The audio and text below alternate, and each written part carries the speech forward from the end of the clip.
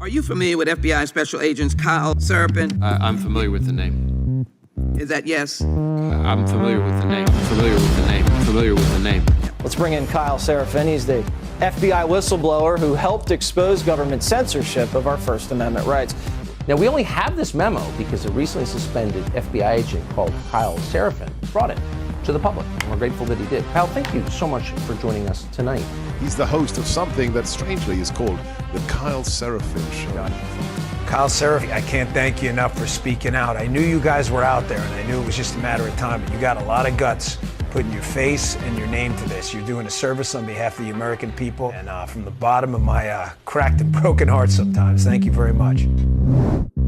Take a look behind the curtain with a real whistleblower and American patriot. Prepare to embrace the uncomfortable truth because this program has no time for comforting lies. Here is civil liberties enthusiast, Second Amendment defender, and recovering FBI agent Kyle Seraphin.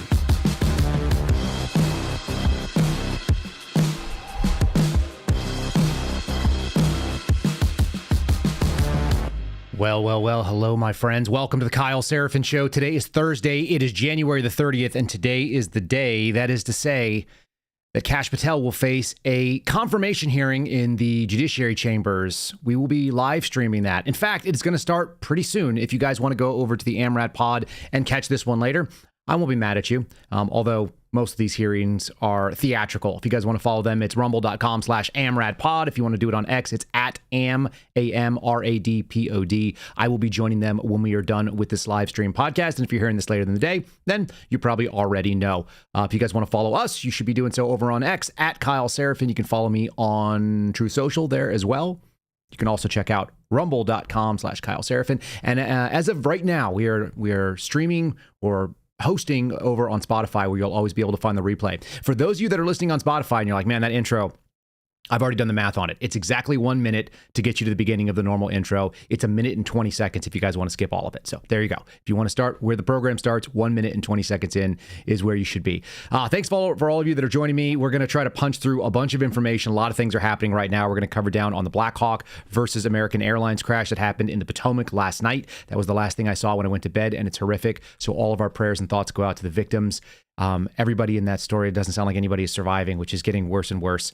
Updating as it comes in, but not good. We're also going to cover down on RFK Jr.'s hearing, which went on yesterday, which is essentially summed up in maybe one war whoop. It sounds something like this. I don't normally start off with a clip, but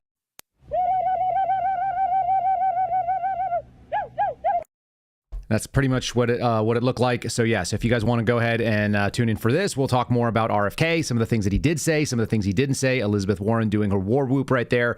And I've got a bunch of other kind of like intermittent stories. Good news, mostly a little bit of things to be cautious of. And of course, as I said, Kash Patel getting his grilling over there. We've sent him our good wishes on behalf of all of you and ourselves. So we pray for his patience, for his understanding, for his perseverance, and for his inspired answers to mostly theatrical undertakings. Until we are ready, we're going to go ahead and lean over to the friends at Patriot Protect. Guys, if you're dealing with scams, this is something that you should probably look into. So we're going to talk about them real quick, and then we're going to get into the news. Let's start it right there. The website is kyle.patriot-protect.com. There is, in fact, a shocking amount of personal information about you and your family that's publicly available online, current, past addresses, phone numbers, and so on. If you guys have not signed up for something like Patriot Protect, you should get a service like it, because all of your data is searchable. It's available on hundreds of these like scraping websites, and they put you and your loved ones at identity theft, fraud, harassment, and other types of threat. It does put you at risk. Scam calls, generally speaking, are not just annoying, although they are, random calls and so on. They're usually calculated attacks that are attempted to try to find out your information, verify the profiles that you have that are online that you don't know about, and the scammers will try to exploit your name, your phone number, and your personal data. And changing your phone number is not usually the best option. Changing your name is not going to do it. Your home address, you don't want to move. This is not going to be the thing you need to do. You need to stop the problem at the source. That's where Patriot Protect comes in. So what do? They offer you an opportunity to cut your exposure at the source by removing personal data from all these like data aggregate websites. They're going to cut them off by removing them, and they have a powerful sort of block against cyber criminals, robocalls. I actually haven't seen any of them come in since I've actually started using their program. So if you guys want to check it out, use promo code Kyle, Kyle. It's 15% off the yearly subscription. You can do so. It's about $5 a month when you do that.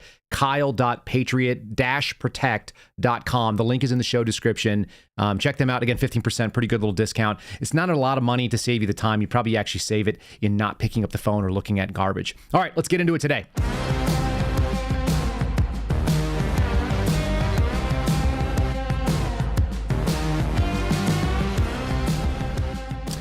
So we're going to lead off with a couple of other weird stories. This is stuff that I've been holding on to for a little bit. These are the least interesting maybe, but also I think critical. They're the reason why RFK's focus is appropriate at this point in time. He's come forward and said, we're going to do things like, we're going to try to make America healthy again. We're going to try to look after our children again. He's actually said things about abortion that I think might be a little bit surprising, considering he's been pretty pro-abortion for most of his career as a Democrat. This is a story that came out of the New York Times, and I think it's of value to discuss things that lead to this moment in time. American children's reading skills are reaching new lows. The post-pandemic recovery, experts wonder if screen time or school absence are among the causes. Yes and yes, obviously. I think that's pretty clear. These are the latest releases of federal test scores. Educators hoping to see a widespread recovery from the learning loss incurred by the COVID-19 pandemic, which, by the way, the teachers' unions and all the people that are supposedly interested in our kids, the people that are supposed to actually look out for kids, if you were to outsource that sort of thing, they're the ones who did this. Did they not? It's pretty clear. And the recovery is not what they hoped it would be. The National Assessment of Educational Progress tells a grim tale, especially in reading. My wife and I were talking about it the other day. Apparently in Philadelphia, like 51% of grown adults, adult age human beings, do not read. They're illiterate. And we started thinking about how difficult it would be to navigate the world. I'm actually in the moment where I'm seeing my children. I've got a daughter who is 7. I've got another that is 6. My 7-year-old is sitting down with books and reading to her younger siblings, which as a father is an amazing victory. But it's also an insight into that moment where you actually remember like how easy it is to forget that reading is so important. Just being able to walk around the world and decipher those squiggly marks that are out there. It unlocks an entire universe of information. And there's a lot of adults that don't have access to it, and it's because our education system has straight up failed them. I think that's the moment that Donald Trump is pushing. He actually did an executive order, which is not something I'm going to cover individually, but we'll just talk about it here. He did an executive order that was covered in the Loop this morning, saying that the administration wholeheartedly favors educational choice and allowing parents to basically either do school vouchers or to take their tax dollars and apply them towards the schools of their choice that are actually doing the work that they want, that are not teaching gender theory, that are not out there and confusing kids with things that are, fantasies, and they're going to the nuts and bolts of what education used to be. Can you take numbers and tell time? Can you balance a checkbook? Can you do arithmetic? Can you do basic mathematics? Things that I take for granted every single day, and I honestly do. I look at things and I know the answers. My kids were last night, were throwing out numbers. They were like, what is this plus this plus this plus this? It's like, I'm doing it in my head. Of course I'm doing it in my head. I'm a grown up. I think you should be able to add like a half dozen sums that are round numbers because my kids are interested. And then I started breaking it down for them and they're like, oh, okay. And they're starting to get it. Like they're a little bit young for some of the more advanced ideas of mental math. They're certainly not savants in that space.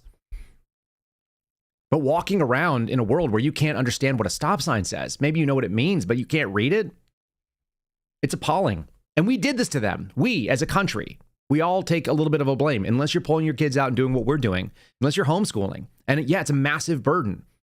Welcome to the era of responsibility. You're looking at this, the numbers are out there. They're comprehensive.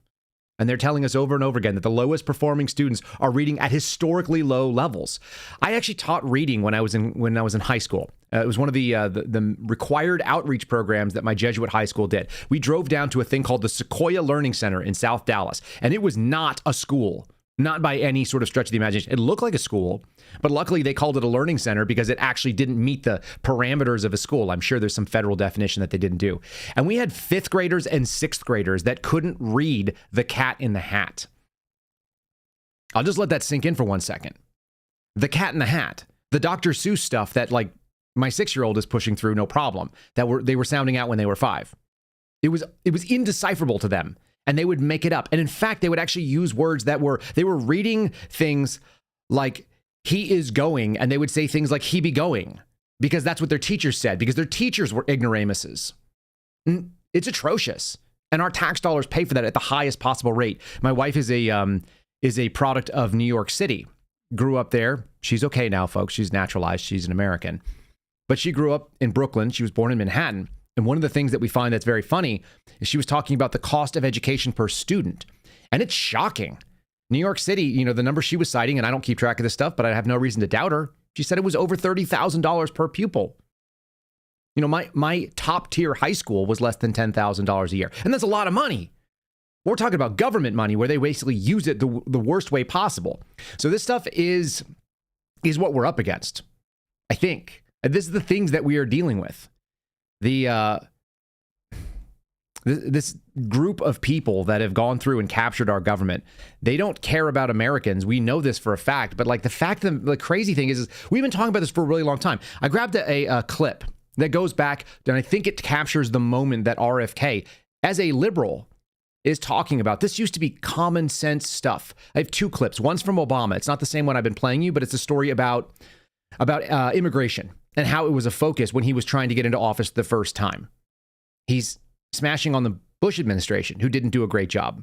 It used to be commonplace in America to assume that children were an innate value, that our country's sovereignty was in fact important, and that it should be pursued and defended in a meaningful way. And then there's this little bit from Ross Perot that I have. It was this quick little moment where Ross Perot ran for president. I think my parents voted for him. I was a little young, but I remember the excitement about a third-party candidate that was semi-viable. And a lot of it was because he was a business person. He has a lot of analogies or analogs that go along with what Donald Trump is doing. Common sense things, moving at a speed that would make more sense for people that have not spent their life in government. So I'm going to start with Ross Perot. This is a throwback to 1992. I was like 11 years old at this time. And I still remember that people were amped up, and we haven't really seen that moment since maybe 1992. We're in the moment right now in 2025. How sad that it took so long. Here's Ross Perot's little take on what would you do if you could fix America? How would you do it? Perot, you have 1 minute. If I had to solve all the problems that face this country, and I could be granted one wish as we started down the trail to rebuild the job base, the schools, and so on and so forth, I would say a strong family unit in every home, where every child is loved, nurtured, and encouraged. A little child before they're 18 months learns to think well of himself or herself or poorly. They develop a positive or negative self-image. At a very early age, they learn how to learn. If we have children who are not surrounded with love and affection, see, I look at my grandchildren and wonder if they'll ever learn to walk because they're always in someone's arms. And I think, my gosh, wouldn't it be wonderful if every child had that love and support? But they don't. We will not be a great country unless we have a strong family unit in every home. And I think you can use the White House as a bully pulpit to stress the importance of these little children, particularly in their young and formative years, to mold these little precious pieces of clay so that they too can live rich, full lives when they're grown. That's what I used to hear men from Texas talk like. There was a time when we would expect this sort of thing. And this was not considered to be radical or wild or outdated or retrogressive or retrograde. In the meantime, I found this story today, which I've connected this in my mind. This is a story that shows you how far we've fallen. From, wouldn't it be great if every parent, every child was raised with loving parents and parents knew how to take care of their children? That seems pretty straightforward stuff. There's a biblical perspective there. And then there's this. This is coming from the New York Times. The New York Times says a man planned to kill the new GOP leaders with Molotov cocktails. Brian English, 24, was carrying makeshift explosives and knives near the U.S. Capitol on Monday. That's this week. That just happened. The police are charging. He was a Massachusetts man, represented by Elizabeth Warren. More on that soon. He was carrying knives and Molotov cocktails arrested near the U.S. Capitol. He told the police officers he planned to kill top Republican officials, including Defense Secretary Pete Hegseth and the House Speaker Mike Johnson. This is where it gets fun. The man, Ryan Michael Riley English, 24, told the Capitol police officers near the south entrance that he also wanted to kill Scott Bessent, the new Treasury Secretary. He just had a whole list of people. He had knives, lighters, vodka bottles, and the tools that he thought were going to be effective, obviously mentally ill. You want to hear the funny part? Look at the bottom headline that you're seeing on the screen right now. A South Deerfield woman was arrested for threatening to kill top Republicans. Well, this sounds remarkably similar. South Deerfield, that's in Massachusetts, woman is trying to get released on pretrial detention after her arrest at the U.S. Capitol for allegedly telling police that she wanted to kill top Republicans, including the billionaire investor who's now the Treasury Secretary. Riley Jane English, 24. Also known as Ryan Michael English. Oh, it's a transgender person. This is a man that the New York Times, of all people, got correct with the name and the gender. His name is Ryan English, and he's a man who wanted to go and blow up these people. Interestingly enough, the local Gazette, which would be normally the hometown newspaper, this is actually a weird swing in things, is it not? The hometown newspaper is referring to this person as a woman because he believes that he's a woman, probably because he wasn't hugged and loved or whatever other reasons. Maybe he was like, there's a lot of abuse that goes on in these situations. I don't pretend to know the solution. What I do know is that he is a man because he's a man, because that's how he was born, because that's what all the cells in his body say. And the New York Times got the story right. What a wild moment. What a Ross Perot, shouldn't all children be hugged and loved and learned, and his fear that they'll never learn how to walk because they're constantly being hugged and carried around. My child is the same way right now, my 18-month-old. She loves to be picked up. We pick her up all the time. When we put her down, she runs and climbs up on things so she can get closer to our face. That's what kids do. What went wrong in this man's life that you have to have a newspaper talking about him attempting to kill Republicans and also identifying him as a female, despite the fact that he's obviously not a female? Again, the wild ideas that exist today that are coming back into vogue, which we've seen maybe a decade or two decline on. There's a reason why people are pushing in Idaho to overturn the Obergefell decision and say that gay marriage is not, in fact, marriage. I'm not going to deperson the nature of a homosexual person ever. Like, it's never going to be the case. That's obviously not the way that Jesus lived his life. That's not the way that he dealt with people. Tax collectors and prostitutes and people who were thought of very poorly were well regarded because they were human beings and they had the spark of divinity. Yeah, in theory, we should all get behind that. But it doesn't mean that you have to acknowledge things that are not true, which is that marriage is a real thing and you don't have to acknowledge it when it's not marriage. Calling marriage a marriage when it no longer has the potential of being a fruitful union between a man and a woman, that's pretty straightforward stuff. And it's always been the case until a few minutes ago. The man who actually was radical enough to help push a lot of the stuff through and sort of embodied the undercurrent is a guy named Barack Obama. A lot of us sort of curse his name in the political space. We look at it and go, this is disgusting.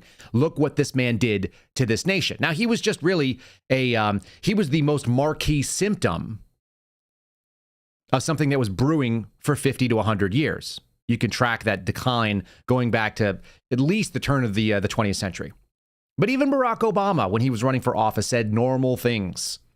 Like, if you're an illegal alien, you must leave. I've played you that clip earlier this week. I'm going to play you this clip as well. This is from 2008, when he was running to be president the first time. It doesn't seem that wild, except when you put his face onto what he says today, and we're not that far away.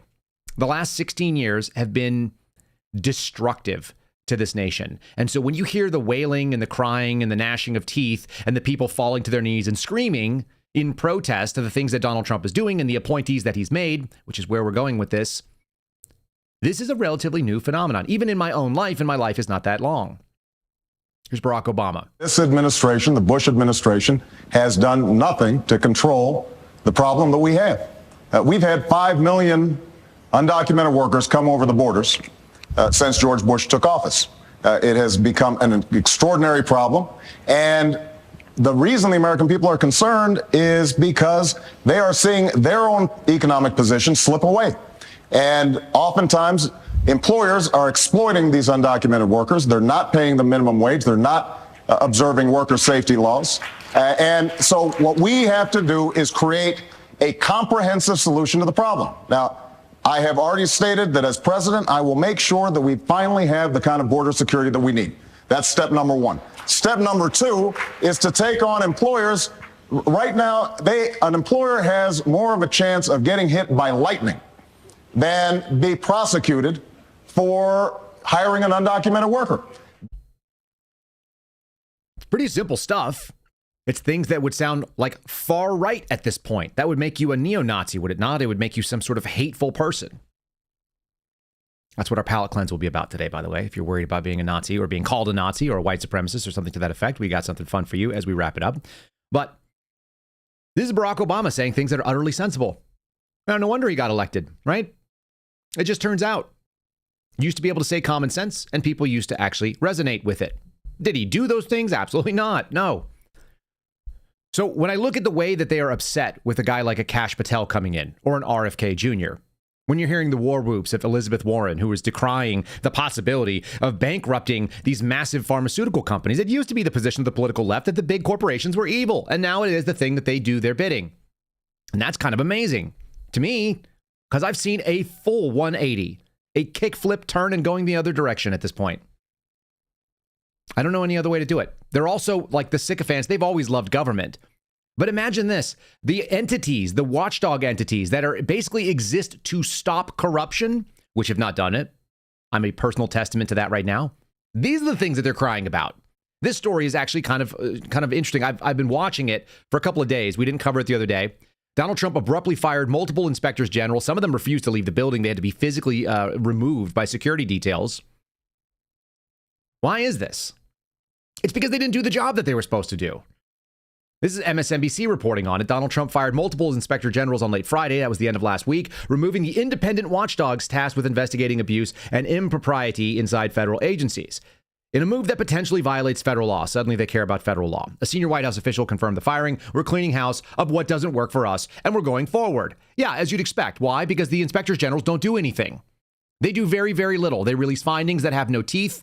They oftentimes will identify a problem, but the people have retired, and so the agency says this is not my problem.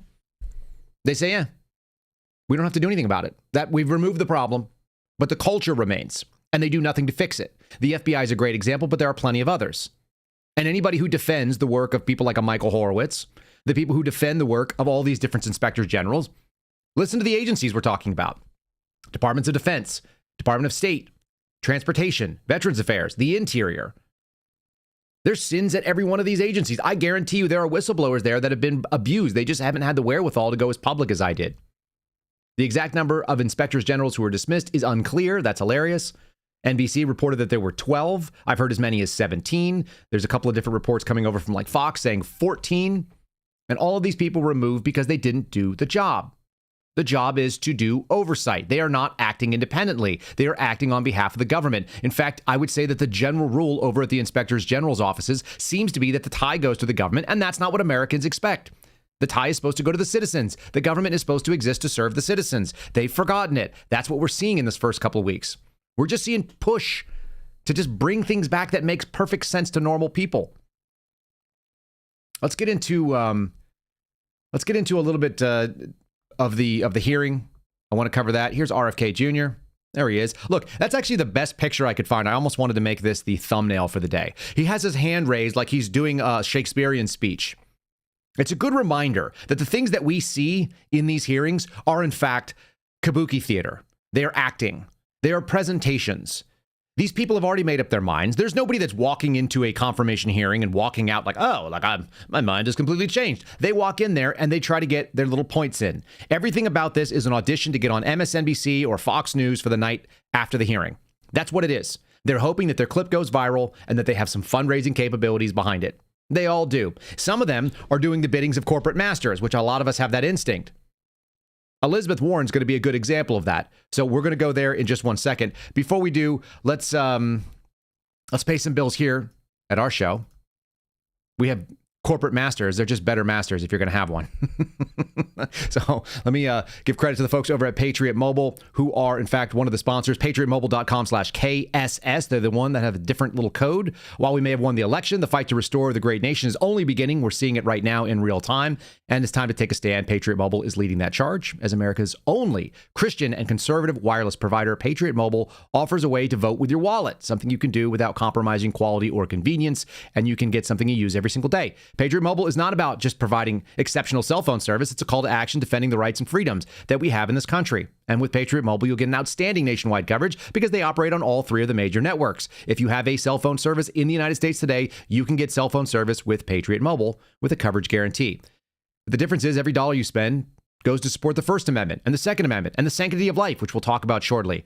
It goes to support veterans and first responders. The switching is very easy because you can keep your number, you can keep your phone, or you can upgrade either or both. You can swap it up if you like. It's 100% U.S.-based customer service, and their team will support you. Right now, go to patriotmobile.com/KSS or call 972-PATRIOT and get a free month of service with the promo code KSS.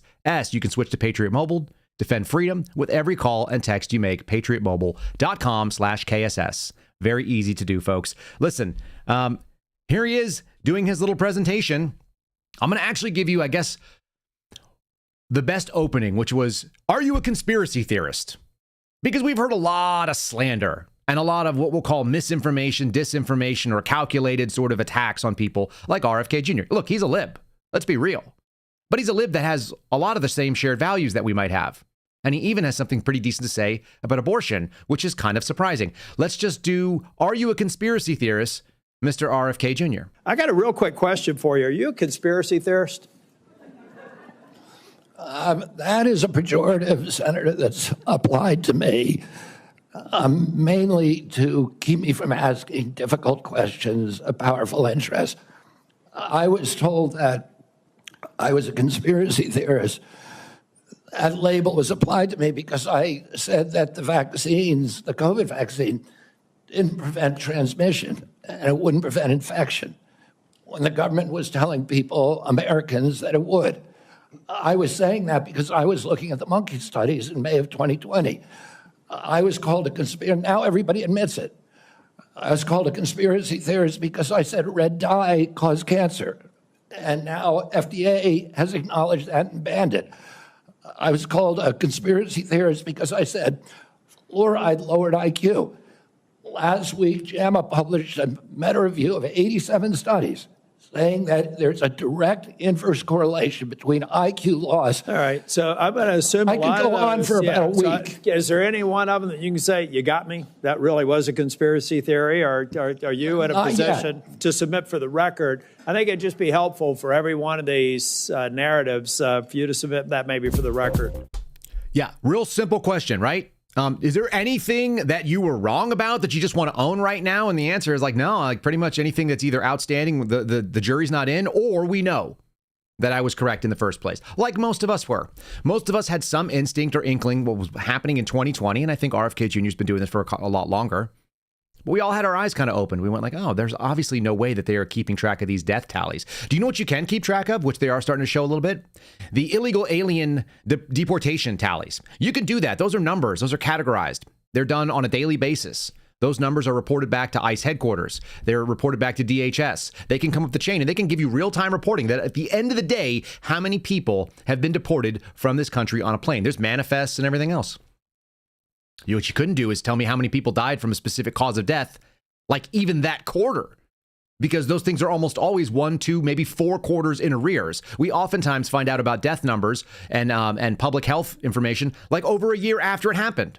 You're always looking in the past and trying to predict the future based on what it looks like. Nonsensical. That's what that looks like. The question was, how was RFK going to do his job? Now, this is a woman that's like really big on abortion. So she's out there saying, how could you abandon every principle that you've ever had? How could you possibly do that? And then also tell people that you're going to do a decent job. At the end of the day, the requirements to be HHS secretary is that he needs to be a citizen. He needs the advice and consent of the Senate. This should not be a contentious hearing. This should not be a big deal. This is the advisory panel, the cabinet of Donald Trump. They're advisors that work for the president. The president's already elected. Give him his cabinet. Stop screwing around. Even the ones that I'm not the most crazy about. I don't care. These are the people that Donald Trump wants to have in. That's what he's entitled to have in. By the way, I'd make the same argument for somebody on the other side. I don't care who's in the cabinet of Barack Obama or Joe Biden. I don't care who was serving under Clinton. The fact of the matter is, if you want to put somebody in charge, that's what they're supposed to do. And they tell the American people exactly who they are. We're going to go a little deeper into that in just a second, because obviously they're attacking Kash Patel, and that's what we're going to see in the theatrical presentation going on later. Here's a little quick moment. Like, hey, what's the reason you want this job, RFK Jr.? How do you address those issues as you're moving forward, knowing that it's going to harm Americans? Yeah. You want me to answer the question? No, I'm asking you. Okay. President Trump has asked me to end the chronic disease epidemic and make America healthy again. And so is that the only reason why you're at HHS? Is that the only reason why then you're at the HHS, to address that one issue? President Trump has asked me, because I'm in a unique position, to end that. And that is what I'm doing. And if we don't solve that problem, Senator, all of the other disputes we have about who's paying, and whether it's insurance companies, whether it's providers, whether it's HMOs, whether it's patients or families, all of those are moving deck chairs around on the Titanic. Our ship is sinking. Our 60% increase in Medicaid over the past 4 years is the biggest budget line now, and it's growing faster than any other. And no other nation in the world has what we have here. No other nation has a chronic disease. We have the highest chronic disease burden of any country in the world. We had, during COVID, we had 16% of the COVID deaths in a country. We only have 4.2% of the world's population. There's a higher death rate in the United States. Why is that? Because we have a sick, fat, and unhealthy population. And that seems like it's by design, which is what RFK Jr. is out there talking about. And he's been talking about this for a while. And at least he's a guy in his 70s who looks like a man who actually is taking care of himself. Is he doing TRT? I'm sure. But we've seen the workouts. We've seen the viral videos of him putting on blue jeans and doing pull-ups and push-ups. And I think it's awesome. That's what men look like. That's what men are supposed to look like. I should be doing more push-ups and pull-ups, to be fair. We spend an awful lot of money and we don't get a lot out of it. So how about that question? It should be about who are you beholden to? And they're acting like he's the one. In fact, the slander against him, or the attacks that were coming down the line, were that he might be beholden to attorneys who are suing manufacturers of pharmaceuticals that do damage to people. And he benefits from the lawsuits on the back end after people are made whole in court. That was the attack. And you'd wonder, like, why in the hell is that? Anyway, he's talking about transparency. I think that's also of value. This was Senator Tillis, who I'm no big fan of. I think this is Tillis. He looks like Tillis.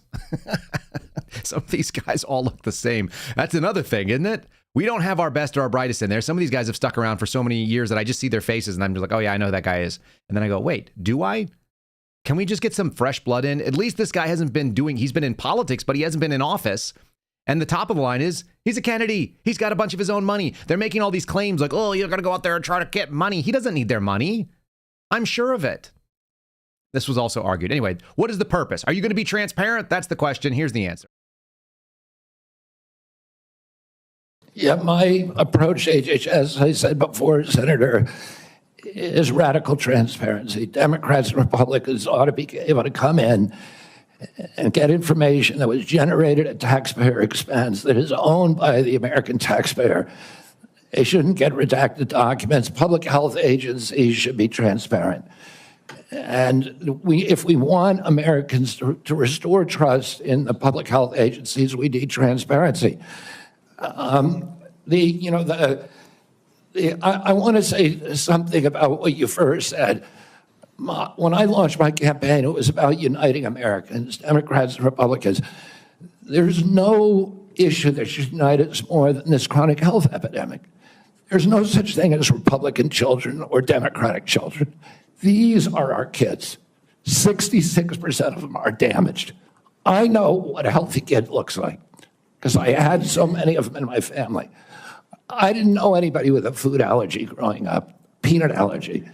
Why do 5 of my kids have allergies? Why are we seeing these explosions in diabetes, rheumatoid arthritis, neurological diseases, depression, all of these things that are related to toxics in the environment? Why can't we just agree with each other to put differences about so many issues, intractable issues aside, and say, we're going to end this? I don't think anybody is going to be able to do this like I have. That seems really strange. I think we could all agree on that. Like, well, whether or not he's the only guy that could do it, but how about the value there is really high? By the way, that was Ron Johnson, who also looks like Tom Tillis, who also looks like John Cornyn, because they all look the same to me. They really do. They all have the same haircut. They have the same face. They say the same words, which is basically not that much. Ron Johnson may be better than the others. I'm sure he is. But most of these people.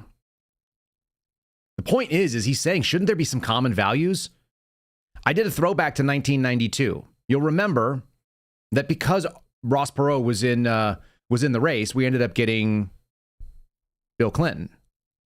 Bill Clinton was of the Democrat Party of safe, legal, and rare. I think that's where RFK still sits, because they're asking him about abortion, which is something that they're very, very concerned about, because that's the sacrament of the secular political leftist religion.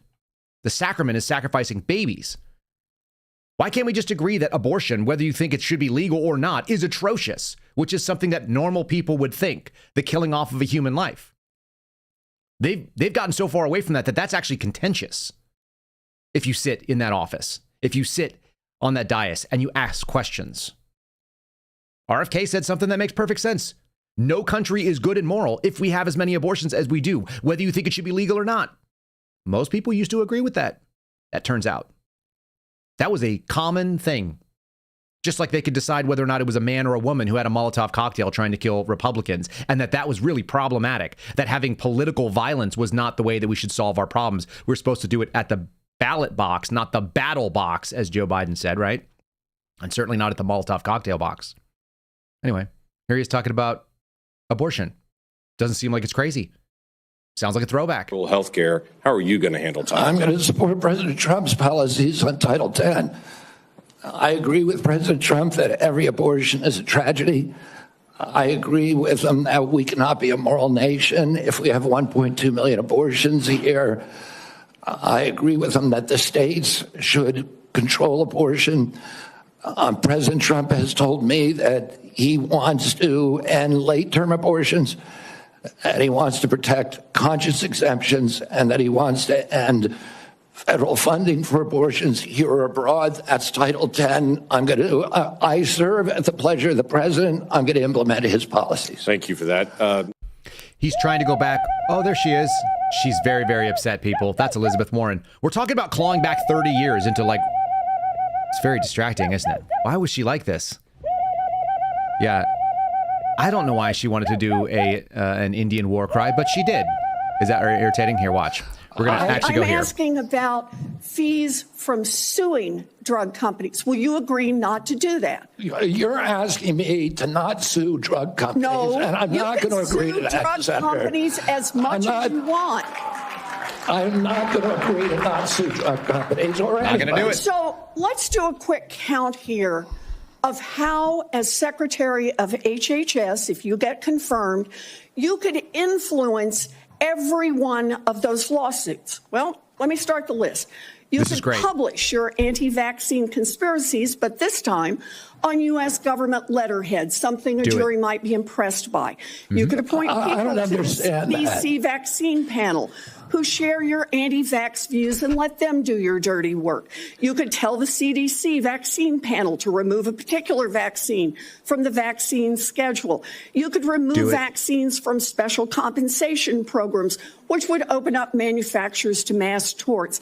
You could make more injuries eligible for compensation, even if there is no causal evidence. You could change vaccine court processes to make it easier to bring junk lawsuits. You could turn over FDA data to your friends at the law firm, and they could use it however it benefited them. Oh my God, FDA you could change data? vaccine labeling. You could change vaccine information rules. You could change which claims are compensated in the vaccine injury compensation program.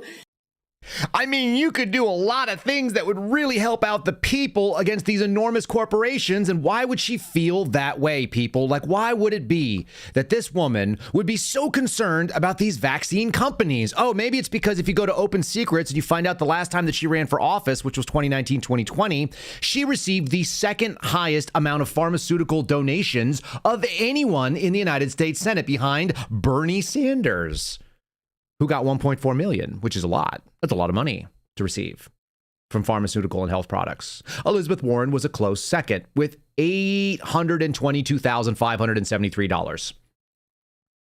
Dang. That's almost $1 million. People have said that over the years, she's collected closer to $5 million total from the pharmaceutical injury, the pharmaceutical industry. So you can imagine, like, that would probably be the reason why you have to feel really strong. She's worried about her donors. Look, when you buy a senator, you expect certain results, and she's got to give press conferences outside of the hallway like this. This is what she's worried about.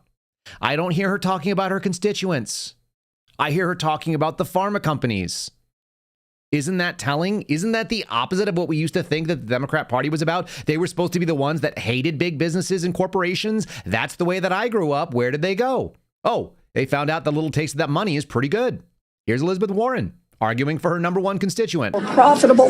In fact, he may have the opportunity to bankrupt the vaccine manufacturers, and then nobody gets vaccine. Nobody gets a vaccine if he bankrupts these companies. Well, why would he be able to bankrupt them unless they're making things that are inherently dangerous? That doesn't seem like a real threat. What are you talking about? If your product is not safe and you market it to people and cause damage, then in America, we think that you should be held accountable. This is really normal stuff. These are the same people that think you should go after gun manufacturers who make an entirely safe product that sits around and does nothing more than hang out in your safe, but they think that the product itself existing and the way that people use it immorally, unethically, or illegally, usually all three, that makes them liable for the human nature. There's only one thing that the vaccine does. Like any vaccine, you inject it into people, you administer it to a human being, and then it's supposed to have a result. If that result is negative, shouldn't there be a problem with that? If you are this senator that sits out there and represents the great state of Massachusetts, which used to be the birthplace of liberty in this country, how do they all end up on the other side? They're all on the side of fascism. Governments that are enacting their policies through corporations and corporations enacting their policies through government. That's what fascism looks like. Real fascism. We're going to get there in just a second. Just saying. These numbers are really telling. $822,000 in the last election cycle. I looked forward and you're like, oh, well, how come she hasn't gotten any yet? Because she's not up yet. She's up in 2026. You can expect a lot more pharma money if they get what they paid for.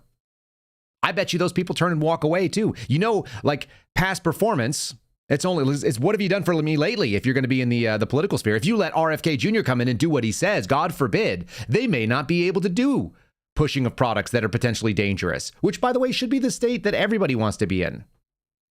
We're going to go back to firearms in just a second. Actually, let's do it right now.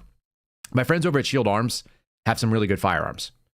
This is a new one. It's on the screen right now. You guys can see it. It's a 6-ARC advanced rifle cartridge. It's a combination between Proof Research, which is a barrel company, and Hornady, which is an ammo company. They made this advanced rifle cartridge about 4 or 5 years ago. They're getting into the game making this weapon. That weapon right there is mine. It is my folding stock prototype Shield Arms 6-ARC, and it is freaking awesome. It shoots sub 1/3 MOA, a group of .313 at 110 yards, 3 rounds. Awesome stuff. If you guys want to check out the stuff they have over at Shield Arms, including their magazines, their accessories, their lowers, and their full weapon systems, you can do so at shieldarms.com. Use the promo code KYLE. A huge thanks to Bo and to Will and to Brandon and Seth, who invited me out to SHOT Show to be able to see what they were doing out there. It was really cool. That's the weapon system that they sent me. That's the one that we're about to get into the field. I actually bought a new can just for that weapon, and I will show you guys some videos over on locals, KyleSeraphin.com. Check out shieldarms.com. If you've never seen it, everybody who checks out these weapons goes, oh, shoot, what kind of adapter is that makes the stock fold? What makes the buffer tube fold in half? And the answer is none. It's built into the lower. It's really, really innovative thinking. They make a great product. They're good people, and they make it like that shoots lights out. You show me another person that's shooting a gas gun that's 1/3 MOA. That's what you want to get into. In any case, and their premium price is not really that high for the market. They're far more expensive for lower performing. So check them out as well. Okay. I want to continue onward just a little bit. Some of the good news, some of the things that they're scared of, like we're talking about Kash Patel coming up soon. We had Pam Bondi the other day. Remember, the reason that they hate Kash Patel is because he asks questions that scare them. It's the same thing that RFK Jr. does. He's disruptive in a different way. Kash is disruptive. Here's him being disruptive and saying things that like normal people go, yeah, if you broke the freaking law, we should come after you. This seems common sense. I'll tell you what the complaint is against him that you're going to see over and over again. It's going to be this government gangsters book that he wrote. But watch, here he is on Fox talking about things that make perfect sense to us. I mean, this is so unprecedented. It's just amazing that he would say that. It's shockingly unconstitutional, Trace. It's great to be with you, and I'm here to announce on your show a measure that I'm working with Congress that should be Congress's bread and butter. And I'm calling for the subpoenas to be issued to Judge Merchant's daughter's company, who made $15+ million from the illicit information pouring out of her father's courtroom. I want to know the bank records because money doesn't lie. Yep. I want to know how deep it is and how much of it went to the family and how much of it is going to the family after this false conviction. And then we need to investigate the FEC actual violations that this judge and his family conducted, because he should never have been overseeing this trial to begin with because of the illicit campaign money that was flowing through there, and the unconstitutional due process violations are only the beginning. So America is calling for accountability of our judicial system, and Congress is the only lever that has it, and I'm hoping for one or two brave members of Congress that I'm talking to. Did you hear what he just said? He said, I want to work with Congress. This is not unilateral stuff. This is not, I want to go out there and do my own thing. And then I'm remembering this guy. That's Eric Holder on the screen right now, standing next to Barack Obama. You remember him? We played him earlier. You know what? Eric Holder. He said, I'm still the president's wingman when they asked if he was going to step down in the second term. Why did he say that? Because the DOJ and the Attorney General, they work for the President of the United States. It's an appointee. They don't work for the American people. Remember the thing we played yesterday from CNN showing, they answer to the American people, these lawyers? No, they work for the President of the United States, who is a representative of the American people. It turns out Donald Trump wants a certain FBI director to step in and do it. And you're going to hear a couple of things. Number one, you're going to hear that he's Trump loyalist. I present to you Eric Holder, a Barack Obama loyalist, who was the Attorney General, which is a higher position than that of the FBI's director. This is not a problem for people on the political left, not even a little bit, so they can shut their mouths. And the second thing is, and it's worth noting, I'm looking for my little screen here. Maybe I don't have it. The second thing is they're going to talk about his qualifications, and they're not enough. Okay? I pulled up Chrissy Ray. I've got it over here on the screen on my left, so I'll just read from it. You guys can just follow along in your heads. Chris Ray began his law enforcement career in 1997. He was the FBI director from 2017 until 2025. He just resigned. Let's just do the background on Chris Ray. He has a bachelor's degree from Yale, 1989. He earned his law degree from Yale, 1992. He clerked for a U.S. Court of Appeals Fourth Circuit judge. And then in 1993, he joined a law firm called King & Spalding. He spent 17 years there, off and on. How do I know it was 17 years off and on? Because in 1993, he joined the law firm, but in 1997, he started serving in the Justice Department as an AUSA. You can't have both of those jobs at once, as far as I can tell. That would be a conflict of interest. What did he do over at that white-collar law firm? This fancy place. Well, he served in the area of government investigations and white-collar crime. So he took his experience as a prosecutor doing white-collar crime and other things, financial fraud, drug offenses, so on and so forth, public corruption. And then he went over and he showed people how to get away with it. You know, like a smart attorney would do. You go and you work as a prosecutor, then you go and work in the defense. No big deal. That happens all the time. Why does that make him uniquely qualified to be an FBI director? It doesn't. Mr. Ray held various roles inside the DOJ. He was doing federal cases on public corruption, gun trafficking, drug offenses, financial fraud. He was named the Associate Deputy Attorney General. The DAG is actually the one who runs the DOJ most of the time. And then the Principal Associate Deputy Attorney General. Those are a lot of words to say. He spent time in the DOJ back and forth for years. He did so under President Bush. He was the AAG for the criminal division. That's the number one person over at DOJ's criminal, supervising major national and international criminal things. He didn't actually do any of the prosecutions there. He was just the figurehead. He served on the president's corporate fraud task force, served in a leader as the post 9/11 guy going after counterterrorism and espionage and cybercrime and all this stuff. He's gotten basically two jobs. He's worked at a law firm, and then he's also worked over at the DOJ. That's it. Kash Patel has much broader experience. So you're going to hear all these things. He doesn't have the experience. He was an AUSA, just like Chris Ray. He was a federal public defender. The opposite of the coin. That's really special. Most people would be really excited about that on the political left. He spent time over at DOJ. He spent time over at DOD. He was at the National Security Council. How about a man that just knows how to do a bunch of stuff in government, and the fact that he's a Trump loyalist? Bonus. Again, they didn't have any problem with Eric Holder. I find it very, very disingenuous that this stuff continues to go on. The people that are worried about their donors seem to be more worried about placating them and doing this theater. So we're going to see a lot of theater today. And when we jump into the live stream, which we'll do as soon as we end the podcast, we will jump over there. I'll jump in with the AMRADs and we'll listen to what Kash has to say in his own words. The message I sent to him this morning, which I'll share with you as well, is that he's smarter and he's a better person than the people that are asking him questions. And so I hope that God stays with him and pacifies his heart and lets him know that all of this stuff is theater. Because it's really hard when people start making slanderous attacks on you in public and you have to defend it. There's an anxiety that comes with that most of you will never know. And thankfully, I don't want you to have to know it. But it's terrible when people that are anonymous or to your face say things that are for political gain and they don't even actually believe it. Because I don't think they do. I think they would get along with Kash because he's an utterly likable guy. He really is. He's a good person. And he supported my family. I'm 100% behind him. He supported the rest of the suspendables in various capacities. We're incredibly grateful for him, and I think that he's what America needs. And I mean that for people on the left and the right. And I've shared that with people that are on the left and the right as well. That he's not going to be a guy who's out there like getting partisan politics done.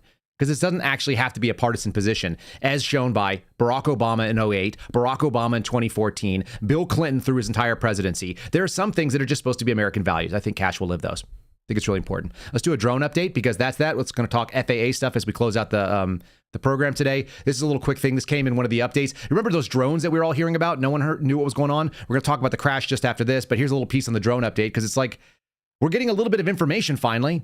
This is something the Biden administration wouldn't release. And then it turns out in the first week, the Trump administration is already debunking nonsense. An update on the New Jersey drones. After research and study, the drones that were flying over New Jersey in large numbers were authorized to be flown by the FAA for research and various other reasons.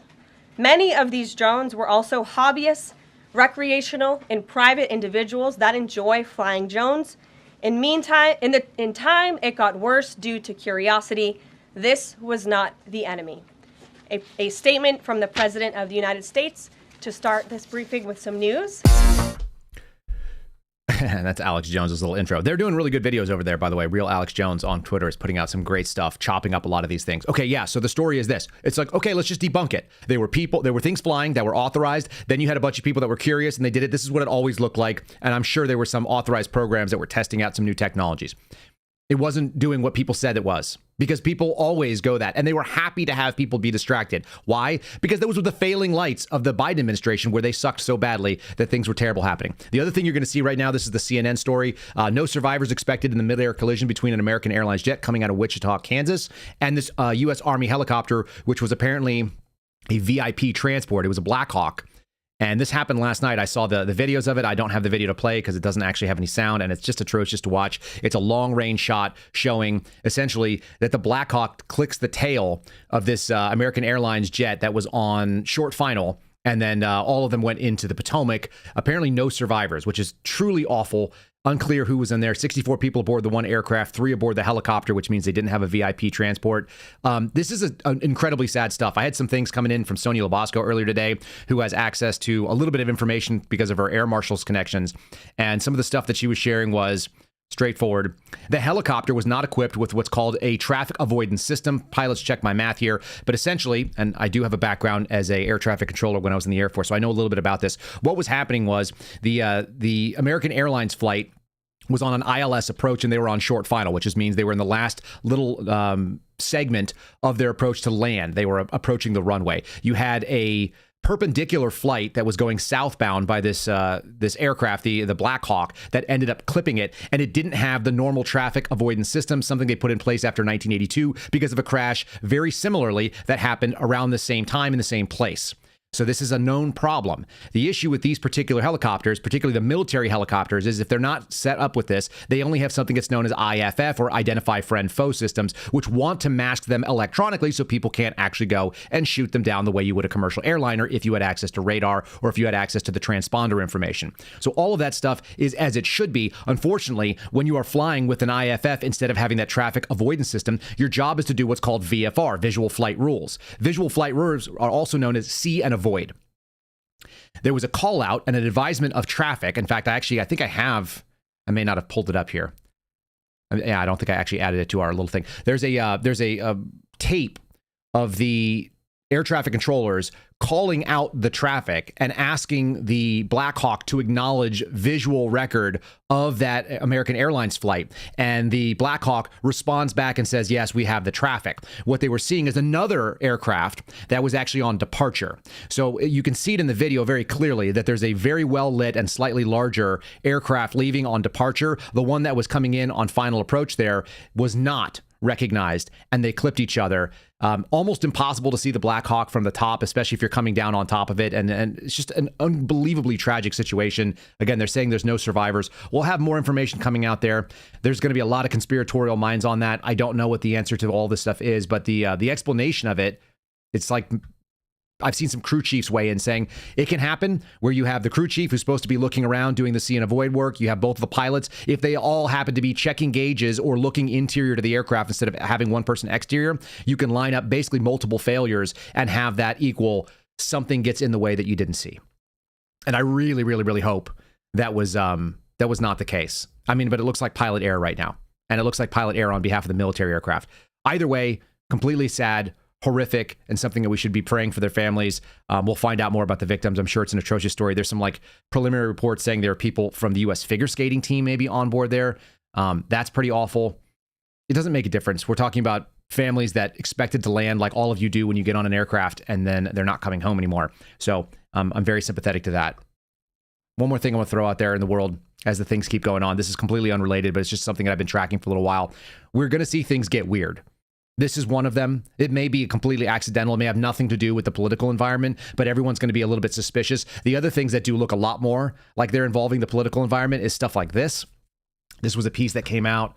Who wrote this? This is a story from ABC. I've been tracking this for a couple of days now, talking about egg prices, which is fine. They're talking about egg prices are going to go up as much as 20% because the top farms are testing positive for bird flu. What that means is they're killing off their livestock at a very high level. We've been kind of calling out and tracking this sort of H5N1 situation, the bird flu piece. And that feels like something that is easily weaponized in the same way that we saw COVID weaponized. It's just going to do it in an agricultural way. They've apparently killed off like some massive number of birds in the millions. I want to say it was like 2.4 million, and it may not be in this particular article here. I'm scanning real quickly and I don't see it. So the numbers are that they are, in order to preserve the other livestock, they had to kill off literally millions of birds, which provide both food and eggs, chicken and eggs. So we may see things start spiking. Of course, Democrats are trying to spike the ball on Donald Trump that in the first week he hasn't changed the prices, which was something that he campaigned on, bringing down prices of normal goods. You can see them celebrating this, even though the American people are going to be suffering. In the same way that I see them celebrating things like making sure vaccine companies are happy and healthy and well-fed, when in fact, like the American people are oftentimes suffering or dealing with vaccine injuries that they don't want to investigate. All of this stuff is kind of like, it comes from bad faith politicians. It comes from the fact that we cannot trust these people to do the right things. And we're looking at them and going, we see you. But oftentimes, this is the reason I think Donald Trump got in, is that it doesn't seem like there's any power to change it, no matter what we see from the outside. Last little thing, this is a long-awaited vindication, but I'm going to throw this up here. The state of California has agreed to end the unprecedented prosecution of the journalists that were involved in undercover reporting of abortion videos. This is actually reported over by the folks at Catholic Vote, so worth your time to check out today's loop, as well as the signing of the Lake and Riley Act, which I think is worth your time. But This story comes in from a group that's called the Center for Medical Progress. They've been fighting this for years. I think going back to the Donald Trump administration, they had videos showing body parts and some of the atrocious treatment of the remains, fetal remains in California by these abortion mills. And they went after the journalists instead of the people that actually violated the law. There was a $7.8 million settlement where the companies admitted to illegally selling aborted fetus parts from the Planned Parenthood in Southern California. And that was basically the direct result of this undercover journalist work. This is the kind of undercover journalism where you bring a camera in and you get access to places that other people can't see and you expose real wrongdoing and evil, which it is evil to sell baby parts. These people at least are finally vindicated. So there's something to that. Small wins.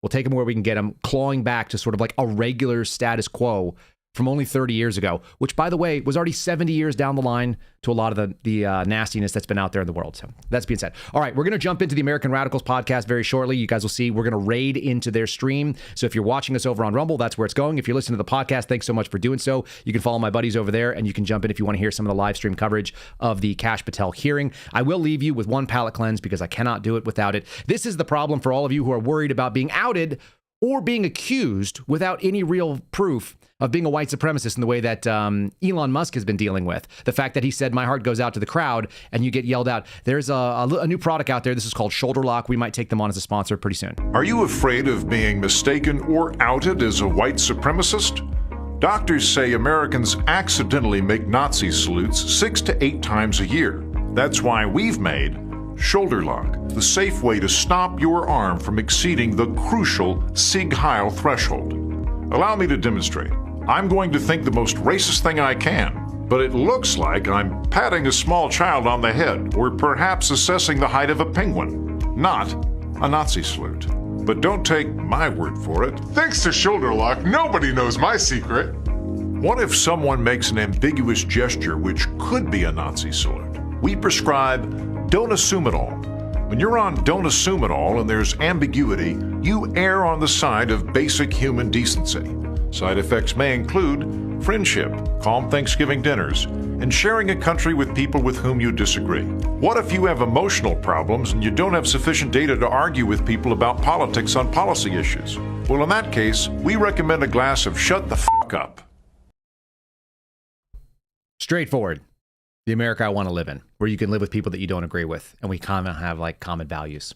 In any case, all right, God bless all of you. Thanks so much for joining us today. I look forward to doing this again tomorrow. We'll have a Friendly Friday, I believe. That sounds like the thing that we would normally do. And in honor of some of the increasing threats that are going on around the country right now, this Sunday conversation is going to be with a guy named Peter Johnson, who's a friend of mine, someone I got to see at SHOT Show. He runs a safety company, a security company that trains both cops and individual first responders who want to be out there and be aware. If you guys want to train your mind, you can join us for that Sunday conversation. Make sure you guys bookmark the page. Make sure you like this video, you share the channel, and you are subscribed wherever you are listening. Thanks so much for being here. I'll see you guys over on the American Radical Podcast shortly. Thanks for listening to the Kyle Seraphin Show, streamed live weekdays on rumble.com/Kyle Seraphin. Follow Kyle on Twitter, Truth Social, and Instagram at Kyle Seraphin.